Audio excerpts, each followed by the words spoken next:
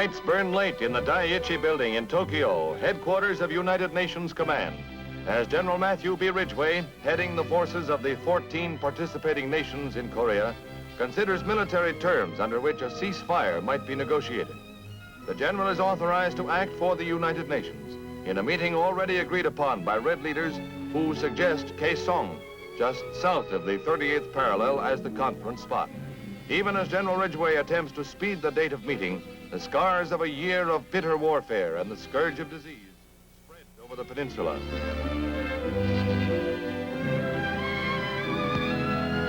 Anniversary in Seoul. Here once were nurtured hopes for a unified and free Korea. A shell-riddled Capitol building is symbol of the fierce battle half the world has waged to keep those hopes alive.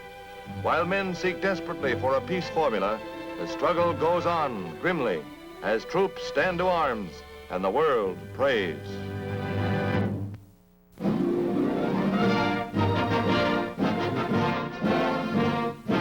The Soviet people further believe that the most acute problem of the present day, the problem of the armed conflict in Korea, could also be settled. This would require the readiness of the parties to enter on the path of a peaceful settlement of the Korea problem. The Soviet people believe that as a first step, discussions should be started between the belligerents for a ceasefire and an armistice, providing for the mutual withdrawal of forces from the 38th parallel. Can such a step be taken? I think it can, provided there is a sincere desire to put an end to the bloody fighting in Korea. I think that surely is not too great a price to pay in order to achieve peace in Korea. From the beginning, the Kaesong story is the story of stalemate. It began late in June when Russia's Malik suggested peace talks. And of course, the North Koreans and Chinese Red volunteers were ready to listen. Kaesong has been agreed upon as a neutral zone of conference. The first representatives, with no rank to exceed that of colonel, leave Munsan, the site of the UN peace camp, on 8 July. They have been instructed to make no commitments for the UN. They are limited to establishing an agenda for future talks and to assuring safe conduct to UN delegates during the armistice meetings. They are empowered to come to agreement on what is to be discussed, to make it clear to the communists that the armistice talks must take up military matters only.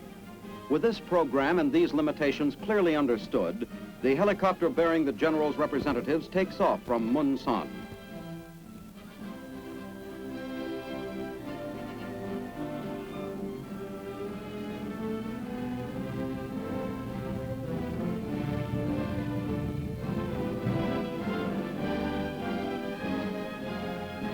At Kaesong, the letter W, which marks the landing strip, is taken to mean welcome. Later, UN reporters insist it stands for the Korean word for stalling. Keep in mind that the communists rejected General Ridgway's suggestion that the talks be held aboard a Dutch hospital ship. They requested Kaesong, within their own lines, as a neutral meeting place.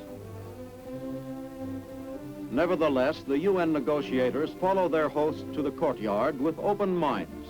The uniformed Chinese woman turns out to be not a high official, as was first supposed, but a competent interpreter.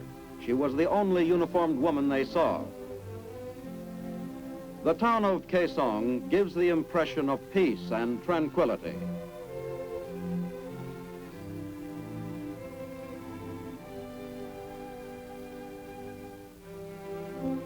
Early pictures of the Conference on Agreement reveal nothing of the tension that prevails, of the long arguments over simple matters of procedure, nor do the UN representatives return to Munsan with much that is significant for the waiting reporters.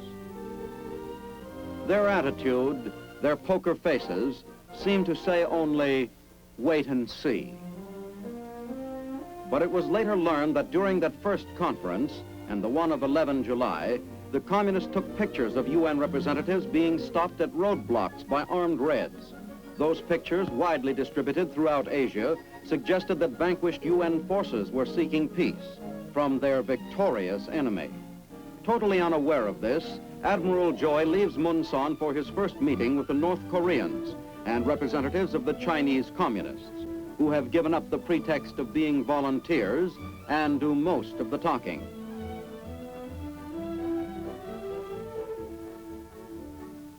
Admiral Joy is quite willing to have it so, knowing full well that the North Koreans are no longer in a position to make any decisions of their own.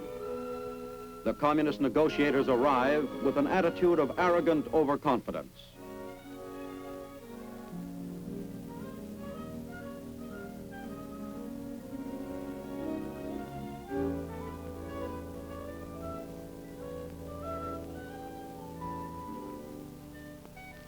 Even while the first armistice talks begin, armed Reds are in evidence within the very shadow of the conference room. True, no guns are drawn, nobody gets hurt. But the propaganda value of these pictures, also taken by the Reds and distributed throughout Asia, do irreparable harm to the stature of UN forces. The same forces which had, in truth, inflicted losses on the Reds to a ratio of 100 to 1.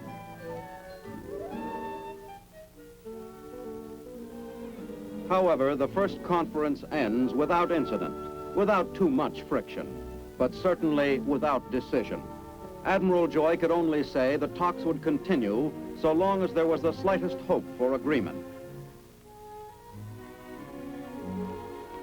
But he does not fail to observe the armed communists playing soldier, close by the medieval-like castle that is to serve as his billet. An imposing pile of stone, inside of which somebody had forgot to put a latrine. But petty annoyances do not prevent the Admiral and his staff from relaxing after this first historic meeting. He is obviously aware that the Orientals will bargain with characteristic deliberation, whether they truly want peace or only time to regroup their scattered forces. Even at this first meeting with Admiral Joy, the Reds ignore General Ridgway's request that the talks be confined to military matters.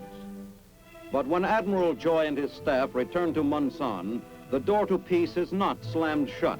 It is still ajar. Neither the delegates nor General Ridgway's staff have much to say to the anxiously waiting UN correspondents. But the reporters do learn that the Reds had full press representation at the meeting. The UN correspondents are quickly promised that they will be allowed to attend all future meetings. But even as the delegates return to Kaesong, accompanied by the press of the some 16 nations with troops in Korea, it seems that the Reds are preparing a strange welcome indeed. They did not intend to give up the power and propaganda of a single Red voice, crying its slanted news to the outside world.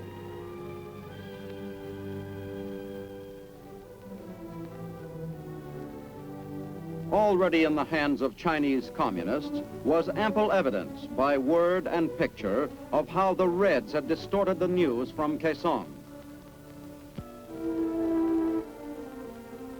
For while the conference thus far had not even discussed the agenda originally agreed on because of the haggling of the Reds, Peking radio and newspapers were avidly reporting each meeting as a failure of the UN negotiators to meet honorable terms of the victors.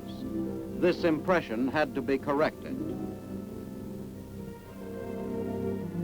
General Ridgway bids goodbye to the correspondents.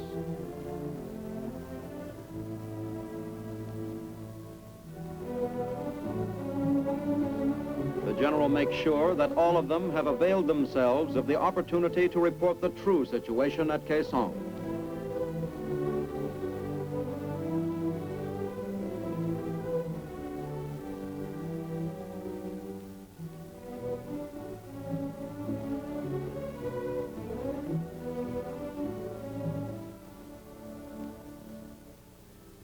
But outside of Kaesong, they encounter a situation that shocks the free world.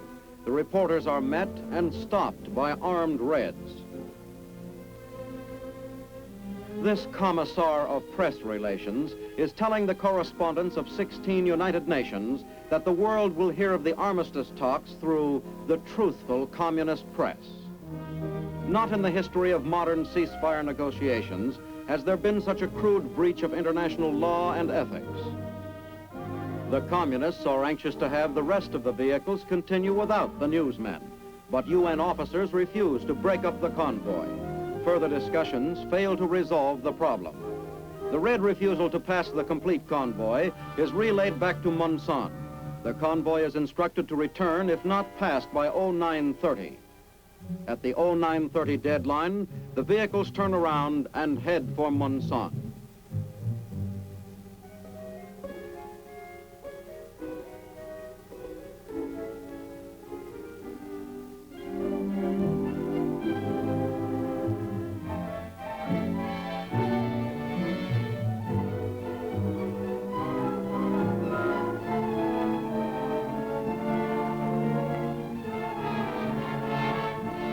They promptly make their report to General Ridgway of the high-handed treatment they had received at Kaesong.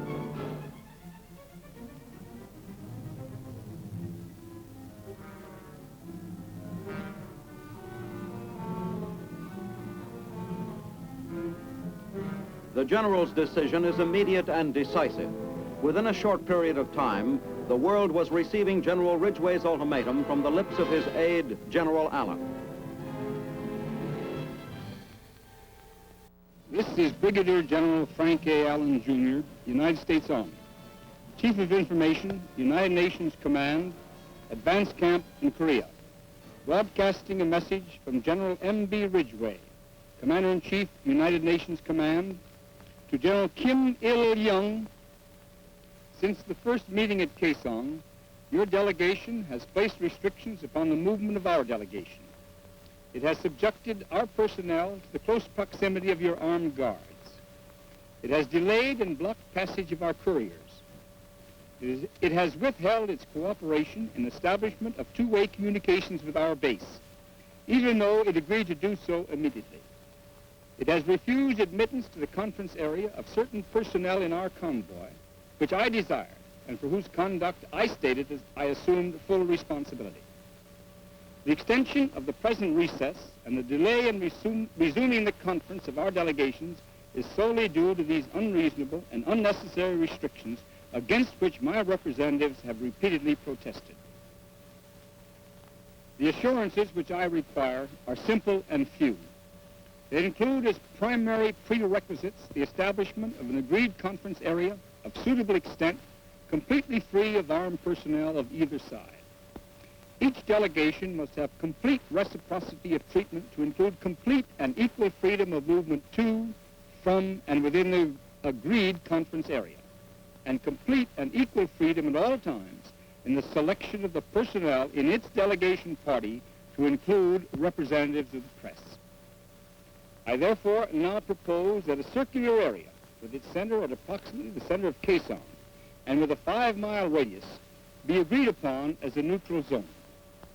The eastern limit of the neutral zone shall be the present point of contact of our forces at Panmunjom. I propose that we both agree to refrain from hostile acts of any kind within this zone during the entire period of our conferences. I propose that we agree that the area of the conference site and the roads leading thereto, used by personnel of both delegation parties, be completely free of armed personnel. Should you continue to insist that restrictions are necessary for our personal safety or for any other reason, I propose that the conference site be moved to a locality which will afford the few simple assurances I have specified herein. Signed, M.B. Ridgway, General, United States Army, Commander-in-Chief, United Nations Command. That is all.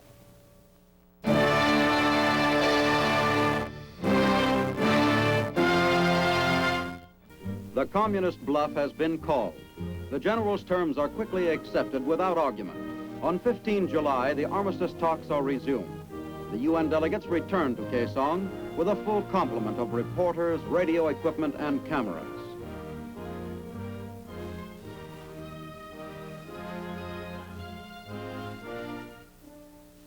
From From now on, no white flags will be carried to be misinterpreted by enemy press, and only the agreed-on minimum of red MPs are cited.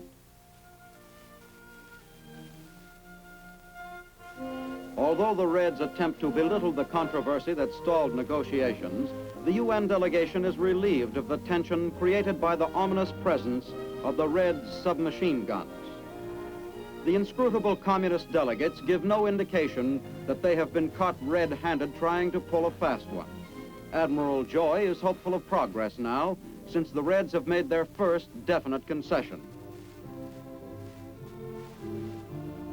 But though the UN correspondents now have freedom of activity, they are hard put to keep busy during the days of 15 to 21 July.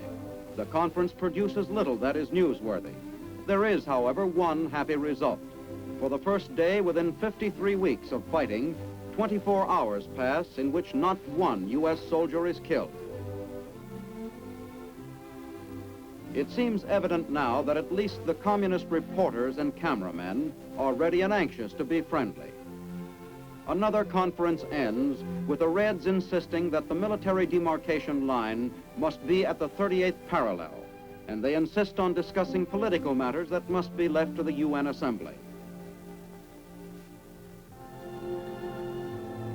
The communists have given the UN negotiators assurance of complete freedom of movement within a half-mile radius of the conference building and in the neutral corridor from Munsan. Telephone communications are set up from Kaesong to the Munsan peace camp.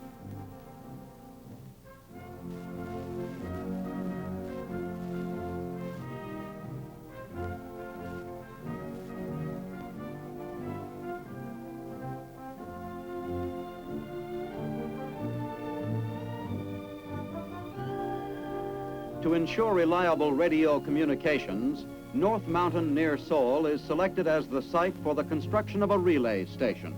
This station is part of the radio network connecting Munsan with 8th Army headquarters in Seoul and General Ridgway's offices in Tokyo. The altitude of the mountaintop reduces interference by surrounding hills and increases the effective range of the station. While the ceasefire talks are going on, UN commanders are keeping close contact with the enemy in the field and preventing him from gaining ground. However, it is apparent that the communists are staging a large-scale buildup of troops, particularly above Kaesong. There is formal acceptance at this time by General Nam Il of the principle that hostilities will continue until an armistice can be fully worked up.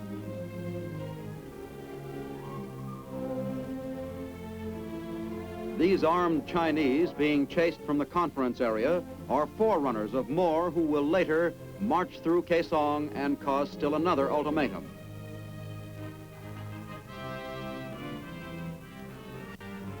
During the week 15 to 21 July, the negotiators agree to list 3 points on the agenda for the ceasefire talks.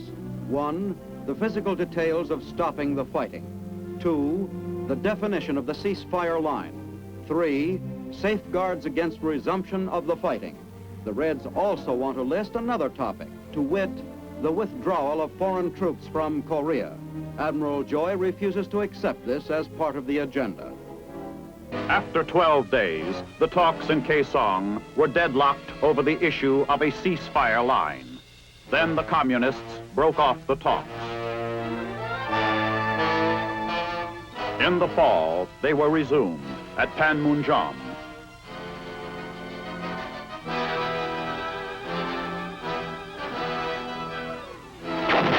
The fighting continued.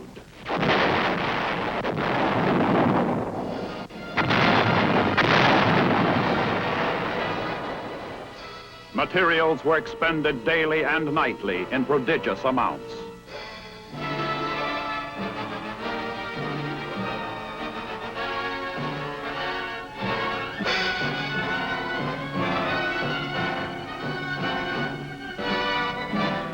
Massive supply by air was a new military concept that came to full development in Korea.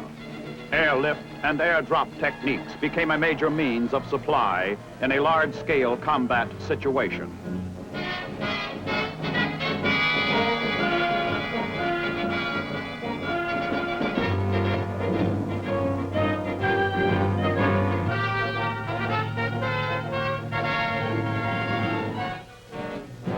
Winter 1952 found the talks at Panmunjom deadlocked over the principle of prisoner exchange.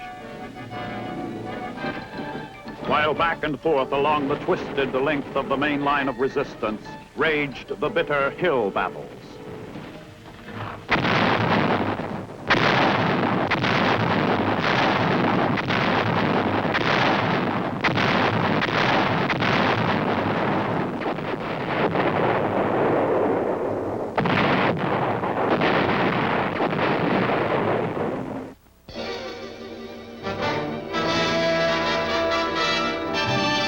A new Bunker Hill makes history. This one's in Korea, in our hands at the moment, and U.S. Marines are busy seeing to it that Bunker Hill remains in our hands.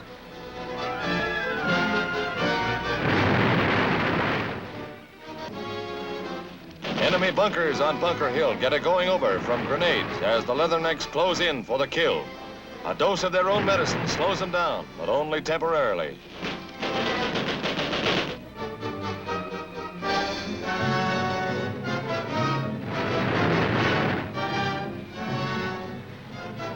His machine gun is jammed, but his isn't, and he pins down the Reds dug in ahead of the advancing Leathernecks. Things are quiet in the truce tents at Panmunjom, not far distant, but on this one small sector of the Korean front, action flares briefly as a Marine detachment carries out its assignment to blast them out or burn them out at their last remaining foothold on Bunker Hill. Mortar crews blast attacking Reds far below. Fire is zeroed in as they storm the hill. Riflemen open up.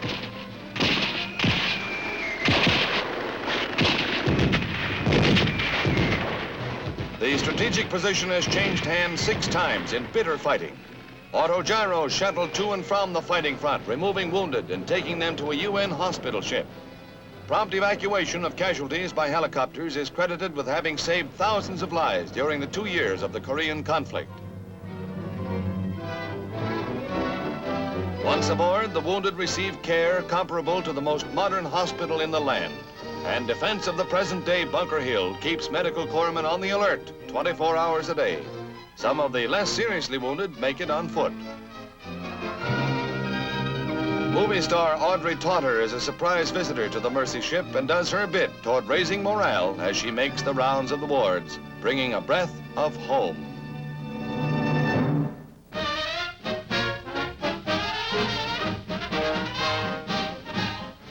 It is a wintry morning on a remote airfield in Korea as President-elect Eisenhower arrives to fulfill a campaign pledge to inspect the battlefront at first hand. In a 3-day whirlwind tour of the rugged Korean terrain, he sees for himself the conditions under which United Nations forces are waging their struggle in sub-zero temperatures. Shuttling back and forth in light observation planes, constantly guarded by a cover of fighters, he is surrounded by a news blackout by all news agencies in one of the best-kept secrets of modern times. A carefully organized blanket of security surrounds the future president as he goes from unit to unit.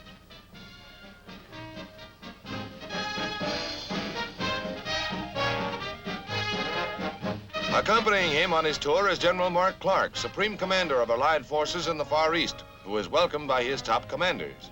It is in meetings like this that General Ike is briefed on the actual fighting conditions which face United Nations troops in the seesaw struggle. General Clark, who is also making an inspection trip, is joined by his field commander, General Van Fleet. And here to make the military picture complete is General Omar Bradley, Chairman of the Joint Chiefs of Staff. Major John Eisenhower, now on duty in Korea, is assigned to his father as aide during the President-elect's tour of the war-torn peninsula. It's news from home for Major John. General Ike, who has advocated increasing the South Korean forces, takes particular interest in the new contingents who have proven their mettle.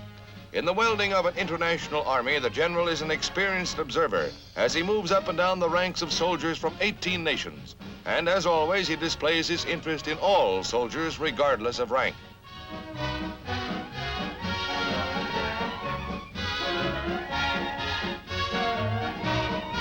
It is from face-to-face meeting with the troops in the field and assessing the military situation with Allied officers that he must base far-reaching decisions on America's part in the United Nations action.